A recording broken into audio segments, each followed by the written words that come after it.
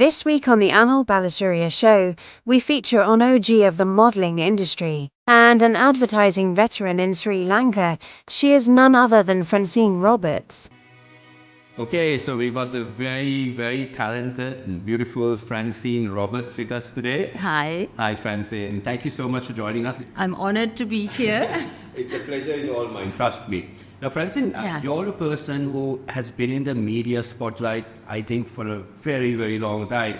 I think it started very young, and we'll get to that. I remember seeing you on television and taking part in all these ads, and then you modeled a little bit as well. And I think everyone who knows you and people who don't know you also obviously will kind of make the connection from way back in the day and maybe taken back in time a little bit. So tell us, how did you first get into this thing? Like, you were very young. How old were you when you first started? Well, actually, I was about 16. Wow, 16. So before that, I must tell you, my dad was in the ad industry.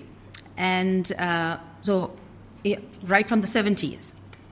So, and then my sister, Karen, who is the author, she followed suit and she got into advertising in the 80s. Right. So advertising was like a huge part of my life, right from the time I was a child. What's your dad's name, if you don't mind? He's Tony Roberts. Tony Roberts, okay. So both of them were in advertising. And so bit by bit, I started doing all these little press ads. It started with press ads and, appearing as a extra. So this is when you were 16, huh? No, much smaller. When I was about 14, 15. 14, 15, okay. And then I remember just out of school, I must have been about actually 17, just You're out of school. Girl, right? No, I'm from St. Lawrence's convent. Okay. For some reason I thought you were a HFC. No, St. Lawrence's. Velavatta. I can't remember who it was. Somebody called me for this Yamaha or Honda ad or something like that, Okay. And those were the days of, big hair and, chunky earrings and stuff. And so there was this... This is after you left school, right? After I just out of school, But did you do anything while you were in school? No. Because it was like taboo, right? No, it was taboo. Exactly. So sometimes they were like, I was an extra in an ad where there was a group of people. On the side thinking that you won't get caught. I did a few things here and there. In fact, actually, I remember when Karen, my sister Karen, was at was it Mel Ads or one of those agencies? They were doing a presentation, a huge client presentation, and they used me. It was a different kind of presentation, and those days they didn't have PowerPoint, all that. So I was the paper boy. So they dressed me up in like cut-off jeans and a cap, and and so they had the whole campaign was pasted in these newspapers, and I walked in, singing extra, extra, read all about it. These clips don't exist anymore, right? No, they don't. The same. Okay. So and you would have been what, 12, 13? I must have been about 12 or 13 then, and I remember I got paid $1,000. For that was huge money back in like, I know, back in like 84, 85. Gosh, that was huge. Okay. And then from then when I left school, I started with a few press ads here and there. And then I think, was it Grants or Mines called me for some press ads. And then ultimately I joined Mines as a trainee writer, as a copywriter. Right. So I knew a bit about... So you were in advertising before you started modeling, taking part in ads and everything? Yes. Oh, right. Yes, okay. I thought it was the other way around. No, it was simultaneous, the taking part in the ads and the writing and stuff. Right. So my mom passed away when I was about 18. And at the same time I started working. With Dad. Okay. So Dad was at Grants and I was at the subsidiary, which was called Mines. Right. And so from the time of I was 18 years old. How was the reaction from your relatives when all this was? Because sometimes, I remember back in the day, in the 90s, in the 90s, like even my sister used to get approached for ads all the time, but they couldn't do it because she was in HFC. Okay, yes. They were so strict, yes, right? Correct. Like I think kids, I don't know, I'm sure it must be the same to this day at places like St. Bridget's and Holy Family, and they must. I don't think. I think they're a little lenient. So I think you can get special permission and stuff. Maybe I'm not sure. Right. At that time, it was like you get expelled, right? If they even had got one before doing anything. True. So, how was it like back then when you started doing it? Was there something where the auntie started gossiping and saying, "Oh, Francine is on TV commercials now"? And for some reason, I think that back in the day, was this something that you thought? Was it looked down on you or something back in the day, or no? Not really. Right. I didn't really care what the aunties. Right. I mean, I had some really nice aunts who, encouraged me and stuff. Right. But mostly it was my father and my sisters. Right. I have 3 sisters, and my brother. Right. So after Mum died, it was just us, and I had a close knit group of friends. Right.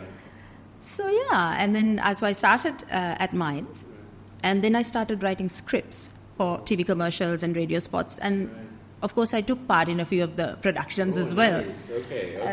I remember when I always think of you, the first commercial that I think about, and I think this was like the first time like a really good-looking girl was in a commercial, and I could be wrong. Someone might call up on the show and say, "Hey, I was in one before," but I remember this Keel super ad. Oh my God! Keel moved into Liberty Plaza in the basement. Yes. And the ad was where you go and I say, "Keel super." Correct. And then you go, and it was like a double whammy for you because you go, you shop everything, and you go to the cash register, you finish everything, and then as if that wasn't enough, a car, the valet pulls in, and you get into a car and you drive off also. Yes. Which was like back in the day, very few women drove, Correct. That was 91. Yeah, like it was crazy. So that was a huge step.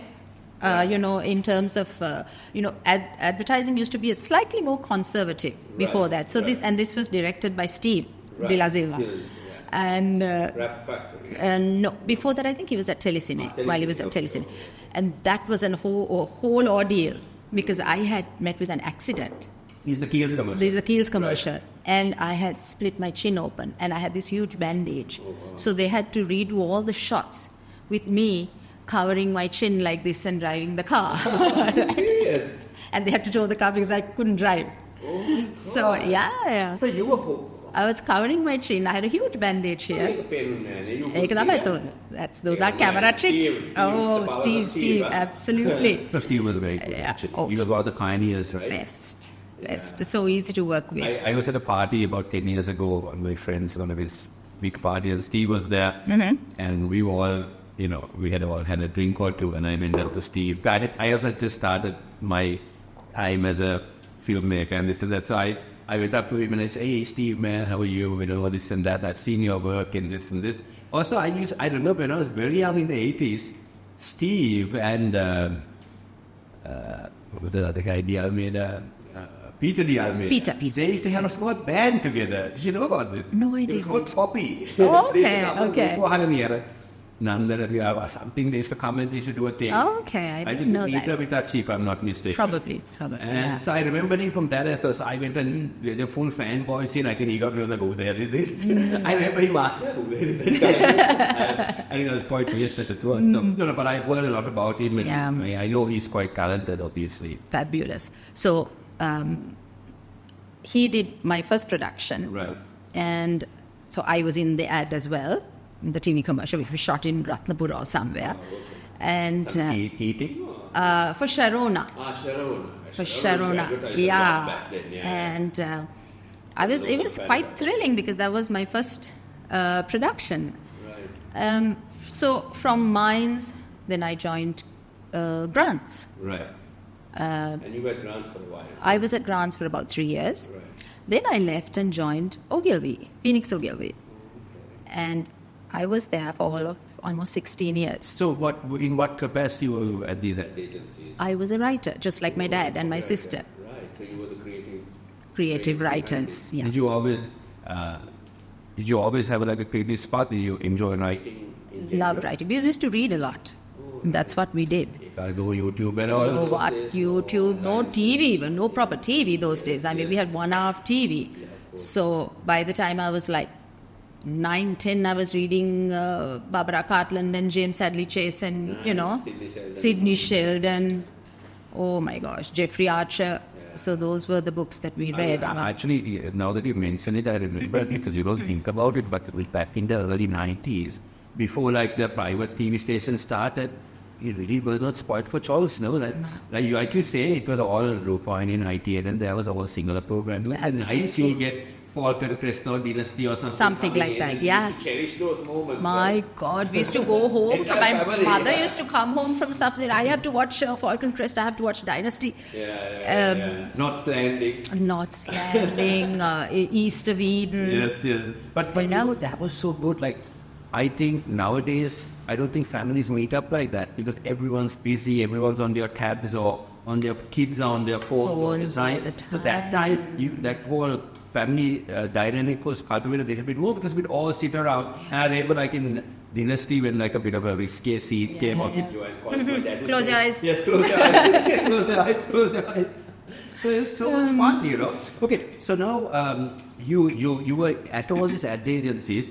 You said it was a very more conservative kind of environment back in the day. Yeah, up until like the early 90s. And then it kind of opened up. And so, were there a lot of women in advertising? Obviously, I mean, were there a lot of people like you doing creative writing?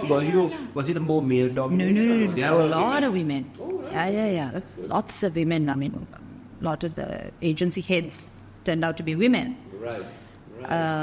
So yeah, we were outspoken and loud and. But you must be having some amazing stories from your time in. Absolutely. Tell us, what's like if I could ask you one really like story that you now think about, think, oh my God, I can't believe that was me or something. What could it be? What would come up to you? What would come up? So many shoots. Yeah. I mean, a shoot. So. That's kind of has fond memories with you. So a TV commercial shoot was a huge deal back then, right? Time was money. And there's massive crews. Massive crews, and they are shootings. And if they're shooting on film, then every shot you practiced like 10 times before you actually took the shot. Much, right? Exactly. And setting up and art direction, everything. Unlike now with you just post production, you just sort everything out, right? So, shoots were huge, and then models wouldn't turn up. If their money is not in the bank, they walk off the set.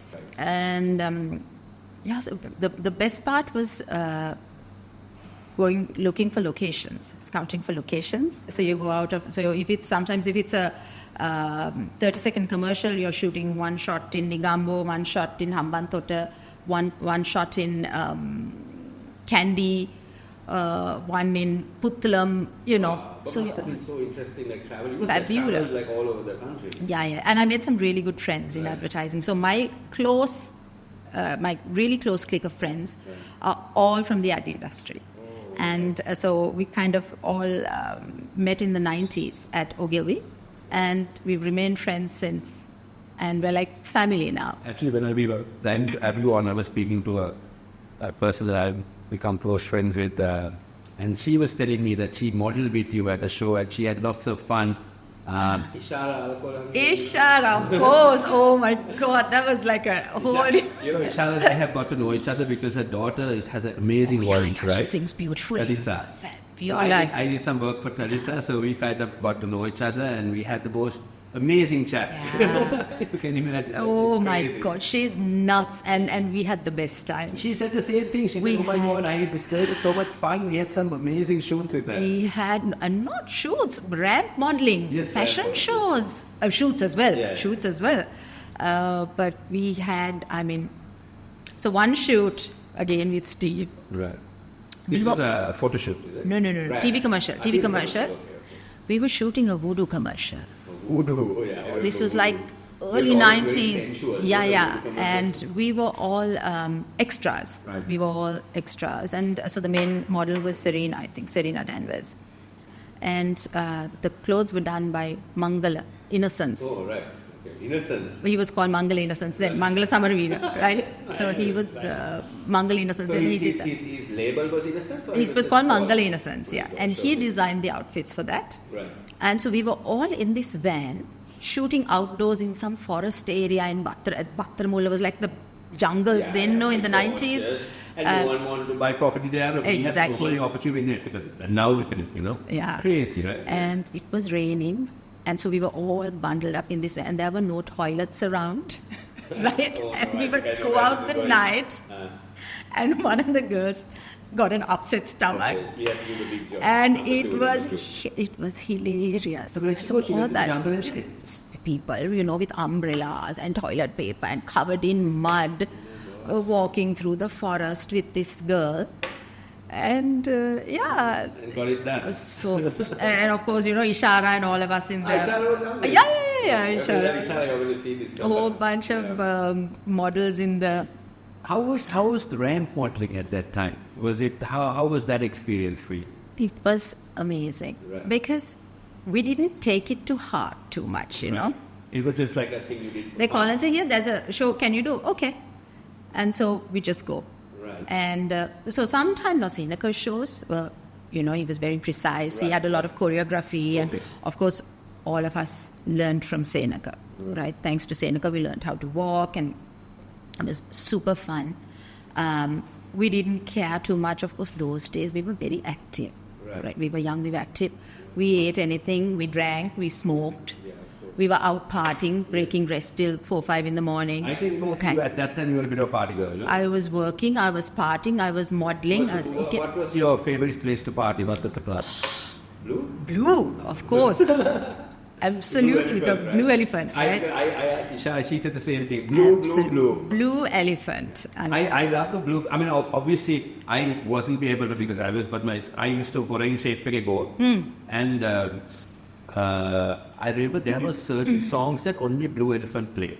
Like, remember that song, Dying Inside the Hole You? Yeah. Bow Down, Mr. by Boy George. Yeah. And Simply Red, Something's Got to Be Started. Yes. And that's why I think Kapil was there at the time. No? Yeah, he was there. Yeah, he was there. They really paid a lot of attention to their music, which I think Southside DJs nowadays just don't do, like they don't do their research. Everything was so freely available. I think, and there's so much of music now, Yes, so how do you, right? It's an overload. So tell us a story for the Blue Blue.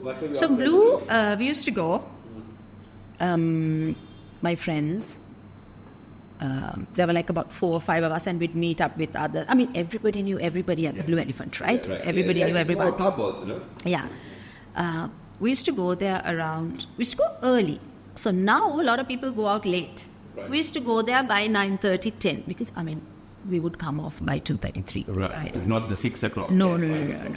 Sometimes, that was later on. But so when we go, the DJ is playing his music, and the lights are mostly on at that time. The mirror ball and the lights haven't started yet. I miss the mirror ball, man. They should bring the mirror ball back. I know. So I used to go and dance by myself. Oh, really? I used to say, "Oh my God, I love that song. I'm going to go." And I used to be dancing by myself. Like, wow. Naushad, he used to go, "Hi friend, this is your song. Come on." I used to just go and there. You were known also, no? You were not seen on television and all. You must have been like Yeah. I remember that. In a notable celebrity kind of way. Not in any other way. Just because you were like, you're like a celebrity. Because, time to be on television. And when modeling was quite reputable. And you had some really good models. We'll get to that. So when you got you danced. So this was like 9 to 10 p.m. before the club had really started. Right. I used to go and dance by myself. That was the best time. For me, the best part of the night was going out there and dancing 2-3 songs. On your own. Yeah, and like some of the DJs, they knew my favorite songs. Right. So Naushad would play, what was his song? Lisa and the Cult Jam. Oh, yeah. Lost in Emotion. Yeah, he would play that. Then that was the one, gonna get along with you, that one. Yeah. And I used to just go out there and dance by myself, And you were obviously a good dancer. Did you do professional dancing? Like I danced. Yeah. We danced a bit together, actually. Ishara, myself. You were I think like jack of all trades. You were had your hand in everything. Everything. I did ballet for 5 years. Wow. And then I did jazz ballet for about 2 years. And then we danced with Manik Nadoff. Right. She was a jazz, at that time, jazz ballet was huge, you know. Well, I remember dancing, there were all these book for competitions, dance, sport, or whatever. That was more ballroom. Ballroom. Yeah, Okay, yeah. okay. So this was more very artistic jazz ballet, you know, body movement. Right. We danced for the, we danced for the other girl was Michiko. Oh, yeah, She, of course. she was a dancer as well. Go a couple of years. I actually interviewed on my radio. Okay. So we danced with Manik for the Island Music Awards. Right. Oh, yeah, the Island. You remember those my awards? God. I used to have those, right? When I was as a kid, I was hooked on the music. Yeah. So I used to cut little Ivan Alvis. Ivan Alvis, Yeah. get the scene and his cover girls, you know. So we used to that's all we had to do as kids. I used to cut all these Island Music Awards and see who won this best. It was awesome. It was simply timed. All right. We used to wait. I remember, I think it was Tuesdays, no? We used to get the music page with the Yes. song, the On the lyrics. Mirror magazine. In the Mirror. I remember there was paper called the Weekend paper, Yes, black and white. correct. They used to have, Have a lot all of the lyrics. Did you have a song scrap? Songbook, scrap, everything, you know. We had everything, and I used to listen to the radio and write down the lyrics. The of lyrics. songs. But that's great. But now when I sing, even if I sing a cover song, I know all the lyrics there in my head. Something I hate is a lot of people are going to get pissed off with me when I say this. I hate it when I see professional singers going up and Holding the phone in front very good. It looks so bad, but it's become like a trend now, so you can't really tell anything. And you can't really emote when you have something in your hand, right? You have this weight like this. So, Yeah, true. But I heard from someone that you're also a very good singer. Who told you that? Yeah. Very good singer. Kodak. Huh? Kodak. Kodak. What a Kodak. different singer. You God, have career for this. No, so But then no. later show about 90s. That was mid late 90s. Yeah. So, How do you sing? How do you speak? so I used to sing at home, and I used to just sing. I used to love Madonna, Right. and learned all her songs by heart. Did you dress like her with the Yeah, absolutely. No fishnets and all. We had to find fishnets. Gloves and I used to wear my dad's oversized shirts. Not over shirts, Yes, because, you used to do that, you know, and then with the belt, you know. He would take And- some photographs of those if you have them. No, I don't think I have any. Joe Pete but I used to dress up like that those yeah. days. Ah, Yeah, I used to you go were with a that. Joe Pete girl, not Yeah. all Joe Pete. No. I used to go with that. Was a Pete, right? So, yeah. But those were also such exciting times. Oh. Going for the carnivals. Oh the my beach gosh. shows. Yeah. And even that day, in those times, there were some good bands already coming, Cardinals, Apple. You didn't hear any Apple bad Green. people. Apple Green. No. I was too small at that time right. when people were out of my league. I mean, we knew the guys from Purple Rain very well, Oh, of course. and we got to know. You probably know them better now. Yeah. But they're still around. They're still playing, right? I've lost touch. I'm in touch with Damien. Derek Carroll, you must be, no? I know them very well, but I hardly see them because I don't go out. Oh, right, I hardly go out now. Right. And then Miraj, Benji and his gang, and they were the best. Miraj and Purple Rain, they were on a different league, Different right? level. I mean, everyone was good. Even Apple Green was very Yeah. good. With Cardinals Outburst. Of course, Cardinals Outburst had a huge following because of all green. Yes. I had the biggest crush on him. Oh my gosh. Aldrin, yeah. There you go, Aldrin, if you're listening, huh? Okay, guys, if you're wondering where we are coming to you from today, it is this amazing venue on Navar Road. Okay, it's an amazing restaurant where they have an extensive menu and some amazing cuisine. They are for the station. And if you think the name sounds familiar, yes, it's the same people who are behind the station or in Dehiwala as well. Now, if you've been to the station in Dehiwala, you know that everything that the station has to offer is top-notch. And here on Navar Road, it is some of the same. Okay, so make sure you visit the station here on Navar Road. I used to know, Audrey used to work at hotel back. Okay. When Otara was there, so I used to go there too. And they're such a nice and so talented if you write their own songs and stuff. So you would for the island music. So we danced 89, I think. Right. We did this dance item there, and that was the time. So there were these boy groups dancing as well. Right. You know, the Rocksteady crew, and they were break dancers. Like dance troops. Dance troops. They were break dancing troops. Okay. I don't know if you remember them. I don't remember that. There were- But I remember that at that time in the 80s and 90s, people used to go in front of a console and break dance in clubs. And that was Yeah. an act. Yeah. You know? So these guys also performed. And that was like a highlight at the age of 16 or 17. Wow. And, but I remember the Idol musical was very competitive, you know. Then all of a sudden there will be controversy saying, this one didn't deserve to win. This one was the favoritism. And, remember, Oppo had Golden Cliff Award? Yes, yes. But why those things don't exist anymore? Like, how come there are no... Well, for the singer industry, there is obviously, but I guess maybe the English industry also a little bit. I think everybody's just too busy making money and singing and performing everywhere. And they're online and they're making music. Everything is so easy now. Yeah, that's true. So I think that whole... That was glamorous those days. Those were huge events. People bought tickets. You went for those. There was nothing else. Yeah. I mean, when I hear you talking now, right, I can think like when you look back on my life, Francine, I mean, you had an amazing, fun life, right? Absolutely. Right? I mean, you were doing all these things when you were very young, and, you had the freedom to do it, and you went out and stuff like that. I mean, not a lot of people had that kind of... Yeah. What is like, when you look back at it now, what is like one of your best memories of that time?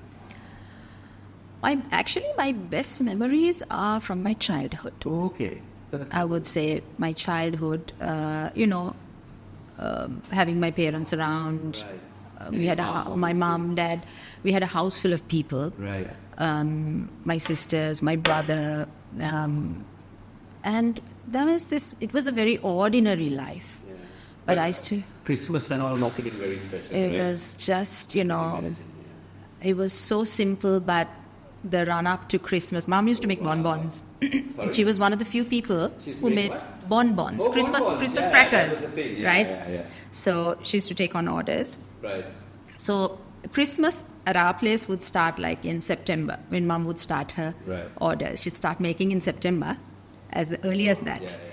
And and then of course she's so busy making bonbons and stuff that the Christmas shopping, the cake, making of the cake and everything is at the last week, 2-3 days before, and then you're rushing around looking for a Christmas tree. Christmas shopping at the last moment. Last moment. And then, putting up the tree. Yeah. I mean, it was so cool. Like, actually, when you say about bonbons, I remember it was such a thing back in the day at that time.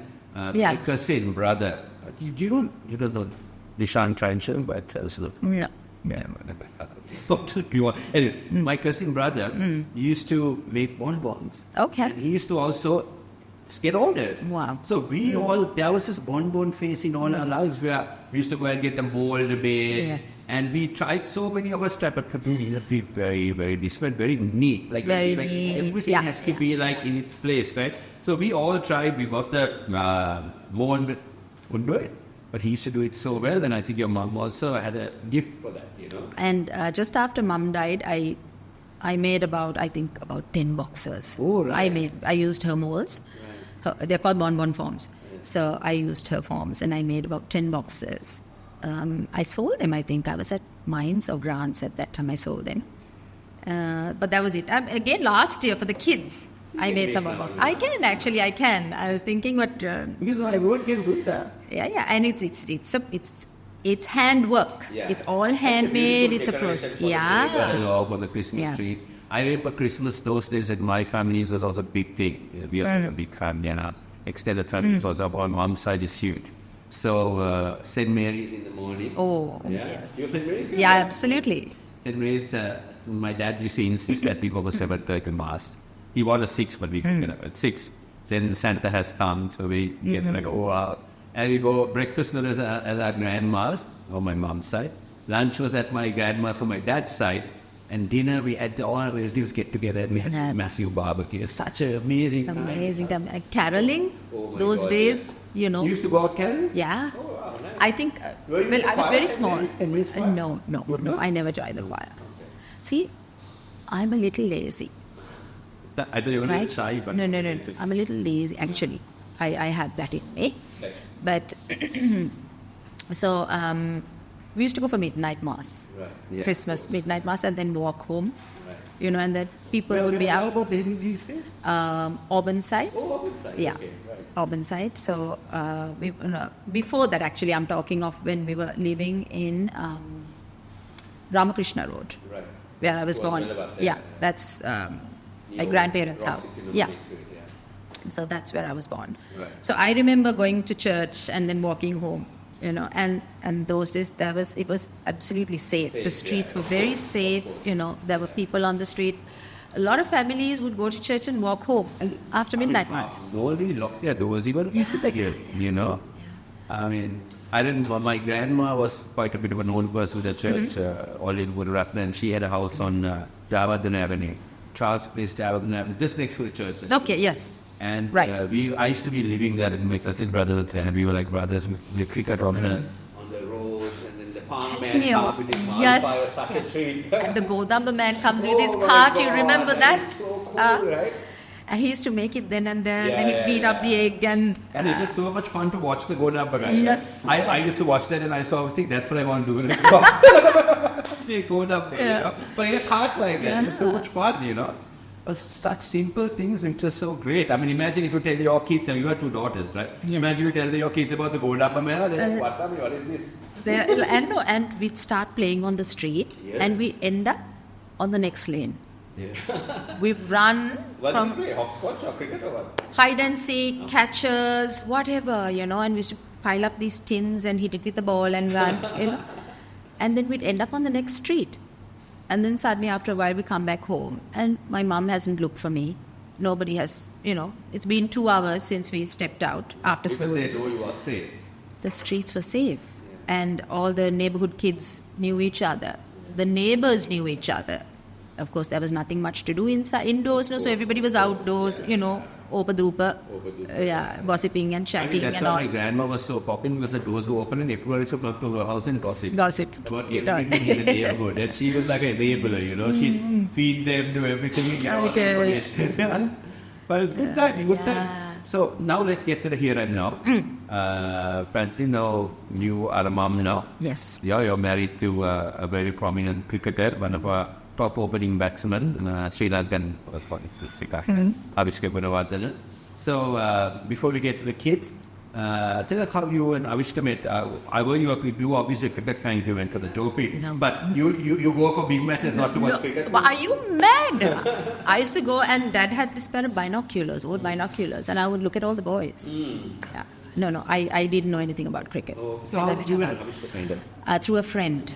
Through a mutual friend, and so I kind of vaguely knew who he was, heard of him and stuff, and I knew my friends were hanging out with him and stuff. And I was in Dubai, and he was here, so he got very friendly with my friends, and so Himali, you know Himali?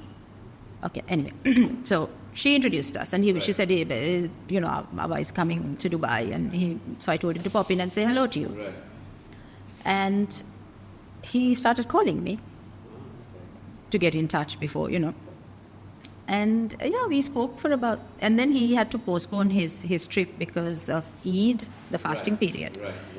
And we kind of chatted for about 2 months on the phone and stuff.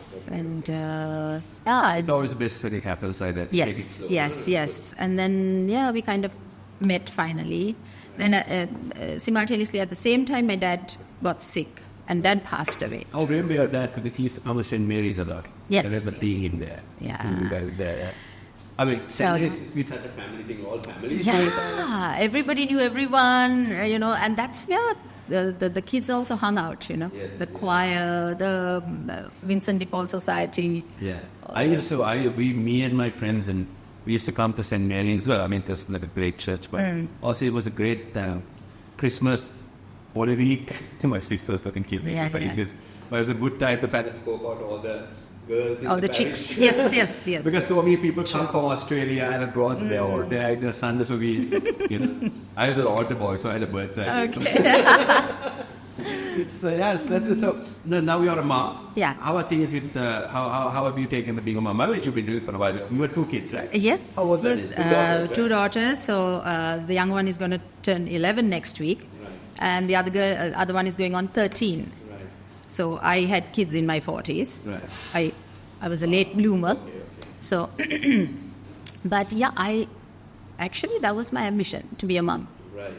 I always wanted kids. Strangely, I didn't have dreams of heading a big corporate ad agency or a, corporate. You're good at it because you have so much experience to fall back on. It was, but my ultimate goal was motherhood to me, strangely. I wanted to be a mother, and I suppose it's, I have this nurturing kind of personality. I want to cook and feed and look after and, Are you also strict when you have to be?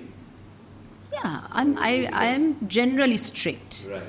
I'm generally strict but very relaxed. So they know that if I say something, I mean it. Right. But I think that a little bit of being a bit of a strict or a bit of discipline is not a bad thing. Right? No. You have to kind of have a balance. I mean, those days, I don't know how it was in St. Lawrence's, but I'm at St. Thomas Spread, and we had corporal punishment, and we used to get hammered right in the center. Of course, now looking back, I think that was very wrong. It shouldn't have happened. Yeah. But that's not the kind of discipline I mean. But there should be like a decent balance. They know when they do something wrong. I have never had to smack them or punish them. Right. Actually, no. So they know what's what. They know, they come from school, they tell me, oh, so-and-so said this, and so-and-so said that, and this word, and the B word, and the F word, and all. And I'm like, let them say it. Right. That's them. This is you. You are my child. Right. You don't use that language. Yeah, but sometimes you use it. I said, that's me. Yeah. They come to cheat me. Yeah. Huh? But did they know that your mom is a big celebrity from back in the day? Did they know that you took part? They know. Like your friends come and all, they must talk, right? They know. They see some of the old modeling pictures and the ads and stuff, and they're like, All right, Francine, we've come to the end of our day. It was so lovely having you here. I hope you had a good time. But before we go, I'm just going to ask you, since we heard that you're like a really good singer and all that, can you give us a little bit of a song? Just a little bit. Oh my gosh. What shall I sing? Okay, you have to edit this if it goes wrong. I'll be only talking about that. Shall I sing first verse of Colors of the Wind? I like this. Okay. You think you own whatever land you land on. The earth is just a dead thing you can claim. But I know every rock and tree and creature has a life, has a spirit, has a name. You think the only people who are people are the people who look and think like you. But if you walk the footsteps of a stranger, you learn things you never knew. Wow, that's awesome. Okay, give an applause. Thank you. Very nice, very nice. I love Balasuriya. Oh, yeah. She has a very special place in my heart. Very much. I like this song. This song for miles, I think. Yes. Save the best for last. Save the best for last. Yes. First crush on a girl with that song was released. Oh, okay. So now every time Lovely. I hear that song, I think of her. Okay, so that was amazing, Francine. Thank so you. much. I am honored to be here.